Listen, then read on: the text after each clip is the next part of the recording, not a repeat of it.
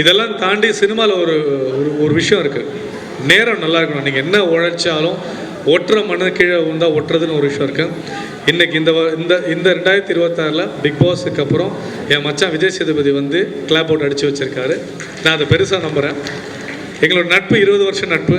பெருசாக நாங்கள் வெளியே போனதில்லை, பெருசாக காட்டினதில்லை. அது பிக் பாஸ் மூலமாக எனக்கு ஒரு விஷயம் நடந்திருக்கு. இந்த நிகழ்வுக்கு விஜய் சேதுபதி அவர்கள் வந்து ஒரு நிகழ்ச்சியை பெருசாக நண்பனுக்காக ஒரு நண்பன் வந்து ஒரு விஷயம் பண்ணதில் ரொம்ப மகிழ்ச்சி.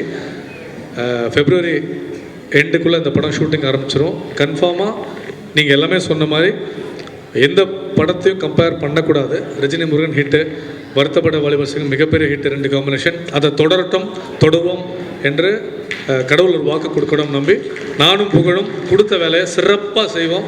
சம்பவம் காத்துட்டுருக்கு. நன்றி, வணக்கம், அன்பேஷம். தேங்க்யூ. எப்பவுமே நம்ம ஹீரோயினை மறப்போம்.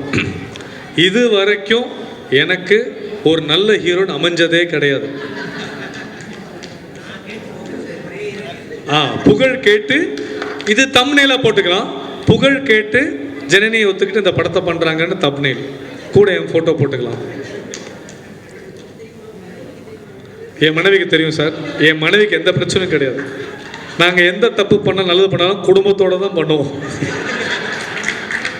இல்லை, இதையும் நீங்கள் தம்ப்நெயிலா யூஸ் பண்ணலாம். தேங்க்யூ.